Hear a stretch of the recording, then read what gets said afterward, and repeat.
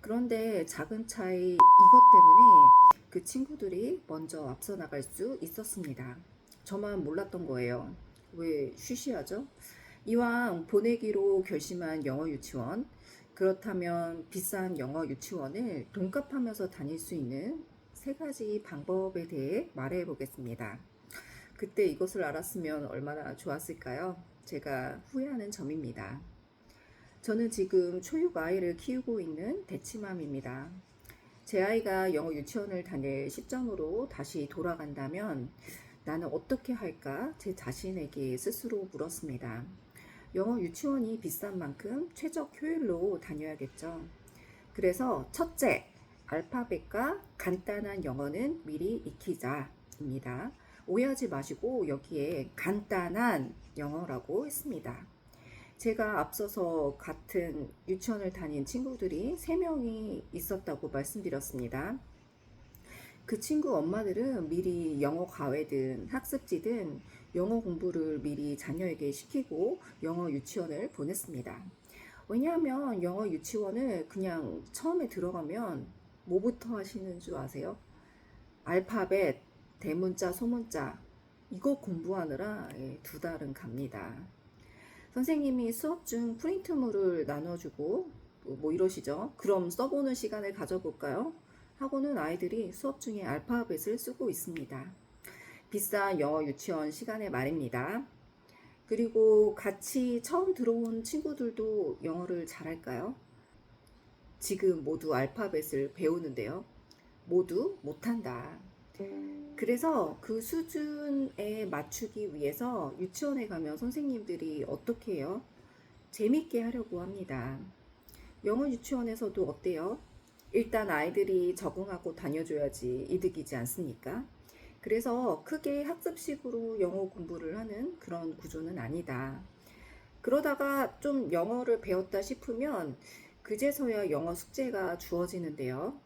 여기에서도 어때요? 영어 유치원은 즐겁게 아이들과 선생님이 있는 곳이고 집에서 진짜 공부해야 할 그런 까다로운 것은 엄마와 함께 처리하라고 숙제로 보냅니다. 공부시켜 주라고 학원에다가 돈 내고 결국 공부는 엄마가 시키는 이상한 구조입니다. 그래서 어린 나이에 그 모국어도 제대로 못하는 아이들을 영어 유치원을 보낸다. 그러면 역효과가 난다고 우려하는 그런 시선이 분명히 있지만 사실 실제로 영어 유치원 다니면 아이들이 스트레스를 그렇게 받는 상황은 아니다.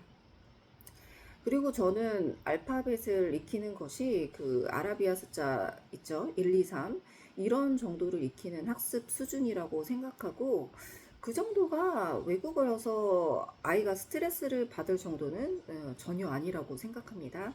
그래서 저는 간단한 영어를 익힐 수 있는 가장 좋은 것은 무엇일까 생각해 보면은 학습지, 학습지라고 생각합니다. 가격이 싸고 일단 어릴 때부터 앉아서 공부하는 그 엉덩이 힘을 기르는 시작점을 줄 수 있어서입니다. 저는 다시 그때로 돌아간다면 학습지를 5살 때부터 한 장씩만 매일 영어 산수 이렇게 하는 방식을 쓸 겁니다. 그래서 괜히 비싼 것을 할 필요가 없다. 둘째, 3곳 정도의 영어 유치원에서 레벨 테스트를 본다. 제가 위에서 말한 3명 엄마들은 모두 레벨 테스트를 쳐서 높은 레벨의 반으로 배정받았습니다. 제 아이만 처음 시작한 반부터 시작했습니다. 물론 알파벳을 배우는 것도 시간을 두고 공부해야 하는 것은 분명히 맞습니다. 실제로 초육 여아이 공부를 그럭저럭 하는 여자친구인데 알파벳 B와 D를 혼동하는 겁니다. 이런 그런 사례도 있어서 이제 그런 쉬운 알파벳 수준이라고 무시하면 안 된다. 이것은 정말 맞는 말이죠. 그렇지만 영어 유치원 비용이 비싸니 아주 기초적인 수준의 영어는 미리 준비해 두고 돈을 아끼자는 겁니다. 저는 간단한 영어를 익힌 후 레벨 테스트를 보고 난 후 가장 높은 반에 들어가는 것을 추천드립니다. 참고로 레벨 테스트 비용이 있습니다. 그거 알아주시고 저희 아이도 레벨 테스트 후 추천하는 반이 3개 정도 있었습니다. 이것은 제 아이의 경우였고 이거는 영어 유치원이 아니라 초등 영어 학원 다닐 때입니다. 원래는 이제 수월한 낮은 반으로 들어가려고 했는데, 왜냐면 원래 하던 것이 겹쳐서 할 수 없이 가장 높은 반으로 들어갈 수밖에 없었습니다. 그리고 결과는 어떠냐? 너무 만족스러워요. 그래서 높은 반일수록 학생들이 열심히 하려고 합니다. 그래서 영어 단어 테스트 하나 틀리면 아주 슬퍼하고, 네, 그런 분위기였어요. 그래서 제 아이도 그렇게 열심히 하는 분위기에서 영어 공부가 잘 흘러갔습니다. 특히 영어 유치원에 들어가는 그 유아 시점에는 조금만 공부를 해도 선생님들한테 잘한다고 뽑히고, 아이 스스로도 영어를 잘한다는 자신감을 가질 수 있게 됩니다. 그래서 제 아이가 영어 유치원에서 재롱잔치가 있었습니다. 크리스마스 때여서 이제 루돌프 사슴코와 그 산타가 주인공이었어요. 같은 반의 아이들 중 일반 유치원을 다니다가 온 그 친구 두 명이 주인공을 했죠. 그 일반 유치원에는 그 영어 수업이 작지만 있었거든요. 그래서 그때 당시에 제 아이는 병설 유치원을 다녔기 때문에 영어를 학습식으로 배운 적은 없었습니다. 그런데 이것을 그 당시에는 제 아이가 말하지 않았었어요.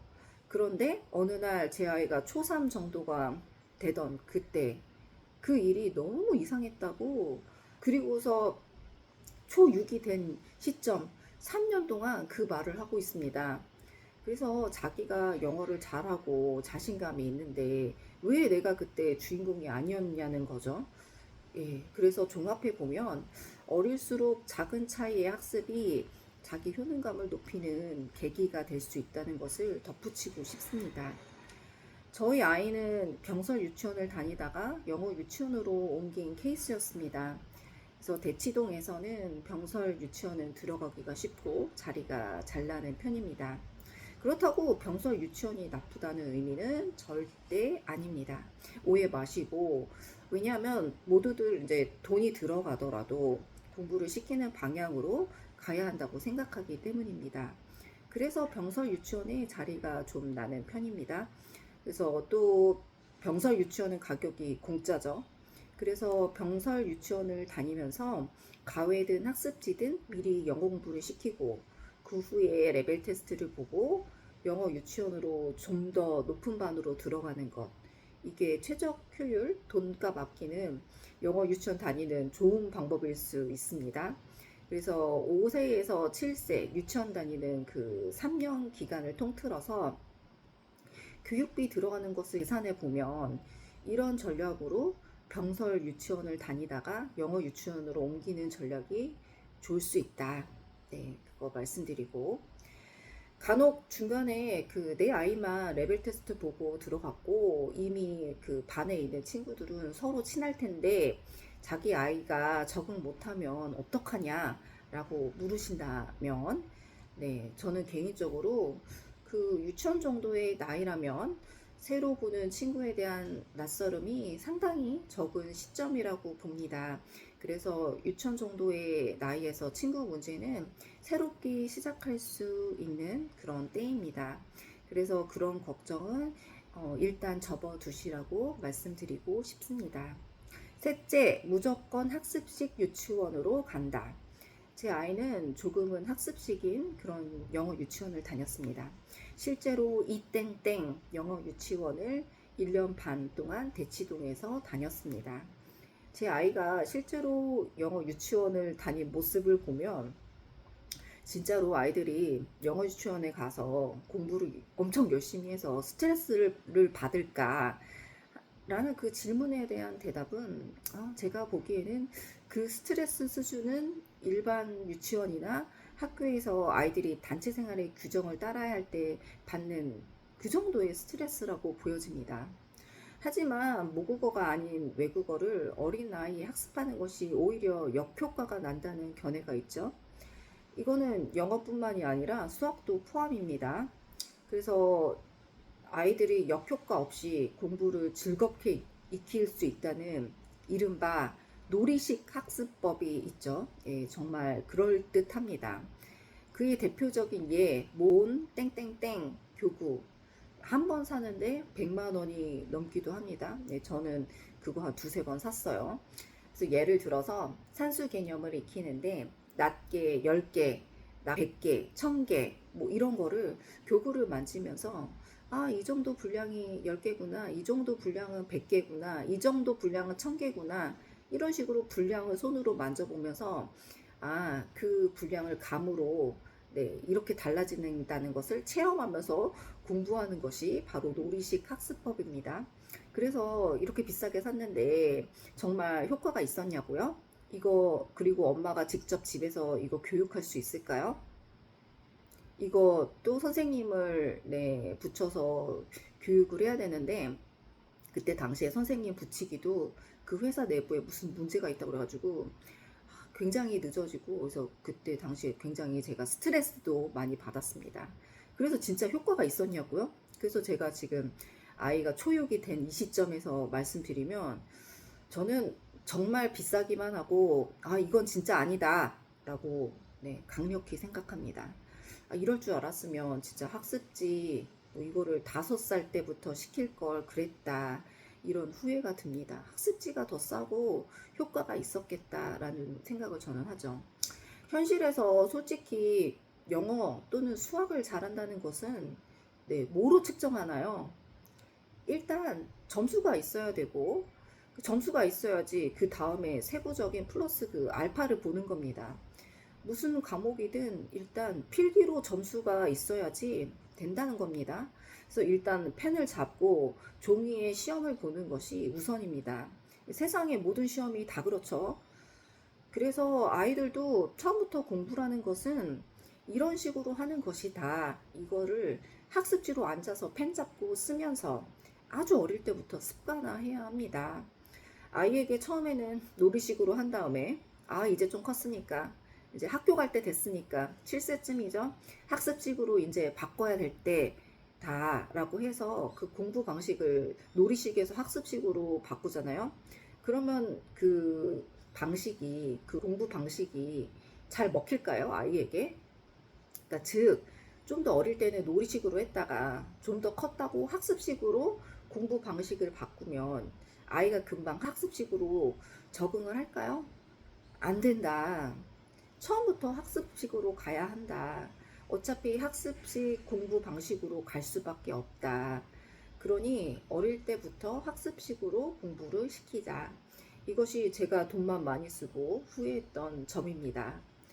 제가 다시 그때로 돌아간다면 7세 고시를 보든 안 보든 일단 7세 고시에서 빅3, 빅5의 초등 영어 학원에 졸업생을 가장 많이 보낸 그 영어 유치원이 있을 거예요. 거기를 찾아서 보낼 겁니다. 비싼 영어 유치원을 보냈는데 학습식으로 하면 역효과가 난다고 수업을 영어로 진행하지만 결국 색칠 공부를 하고 만들기 하고 있고 수업 중에 이게 말이 되나요? 그래서 영어 유치원에 왜 이런 것을 하냐고 물어보면 아, 자기들 교육 방침에는 이게 있고 그래서 이게 도움이 된다. 그래서 이렇게 한다라고 답변합니다. 하지만 솔직히 이런 편한 거는 엄마가 집에서 시키는 겁니다. 그래서 엄연한 수업 시간을 이렇게 보면 안 된다. 네, 그래서 무조건 학습식 영어 유치원을 보내시라고 저는 말씀드리고 싶습니다. 네, 저처럼 돈 많이 쓰시고 나중에 후회하지 마시고 제 조언을 토대로 전략을 잘 짜시고 실행하시길 바랍니다. 진짜로 잘 될 겁니다. 구독과 좋아요는 저에게 힘이 됩니다. 끝까지 시청해 주셔서 정말 감사합니다.